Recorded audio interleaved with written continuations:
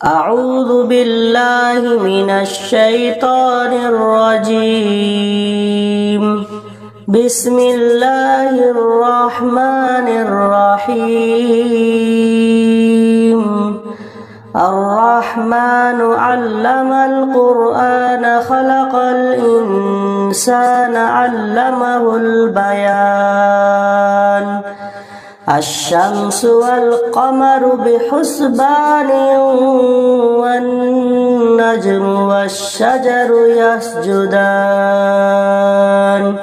والسماء رفعها ووضع الميزان ألا تطغوا في الميزان وأقيموا الوزن بالقسط ولا تخسروا الميزان والأرض وضعها للأنام فيها فاكهة والنخل ذات الأكمام والحب ذو العصف والريحان فبأي آلاء ربكما تكذبان. خلق الإنسان من صلصال كالفخار وخلق الجان من مارج من نار فبأي آلاء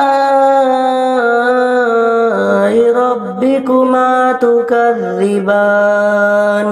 رب المشرقين ورب المغربين فبأي آلاء ربكما تكذبان.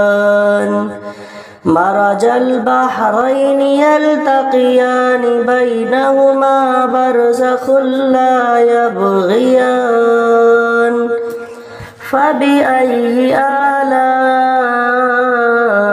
ربكما تكذبان.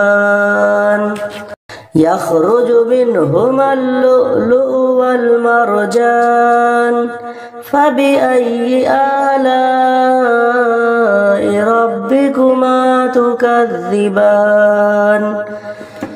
وله الجوار المنشآت في البحر كالأعلام فبأي آلاء ربكما تكذبان. كل من عليها فان ويبقى وجه ربك ذو الجلال والإكرام فبأي آلاء ربكما تكذبان. يسأله ما في السماوات والأرض كل يوم هو في شأن فبأي آلاء ربكما تكذبان. سنفرغ لكم أيها الثقلان فبأي آلاء ربكما تكذبان. يا معشر الجن والإنس إن استطعتم أن تنفذوا من أقطار السماوات والأرض فانفذوا لا تنفذون إلا بسلطان فبأي آلاء ربكما تكذبان. يرسل عليكما شواظ من نار ونحاس فلا تنتصران فبأي آلاء ربكما تكذبان. فإذا انشقت السماء فكانت وردة كالدهان فبأي آلاء ربكما تكذبان فيومئذ لا يسأل عن ذنبه إنس ولا جان فبأي آلاء ربكما تكذبان يعرف المجرمون بسيماهم فيؤخذ بالنواصي والأقدام فبأي آلاء ربكما تكذبان هذه جهنم التي يكذب بها المجرمون يطوفون بينها وبين حميم آن فبأي آلاء ربكما تكذبان ولمن خاف مقام ربه جنتان فبأي آلاء ربكما تكذبان ذواتا أفنان فبأي آلاء ربكما تكذبان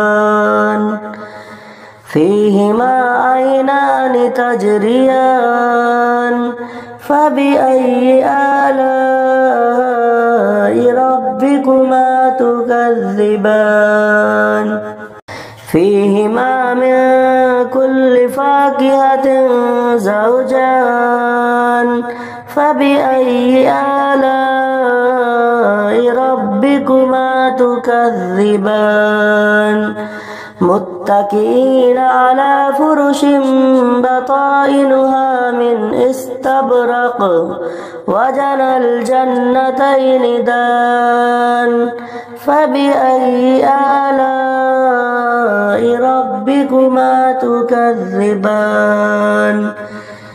فيهن قاصرات الطرف لم يطمثهن إنس قبلهم ولا جان فبأي آلاء ربكما تكذبان كأنهن الياقوت والمرجان فبأي آلاء ربكما تكذبان هل جزاء الإحسان إلا الإحسان فبأي آلاء ربكما تكذبان ومن دونهما جنتان فبأي آلاء ربكما تكذبان مدهامتان فبأي آلاء ربكما تكذبان فيهما عينان نضاختان فبأي آلاء ربكما تكذبان فيهما فاكهة ونخل ورمان فبأي آلاء ربكما تكذبان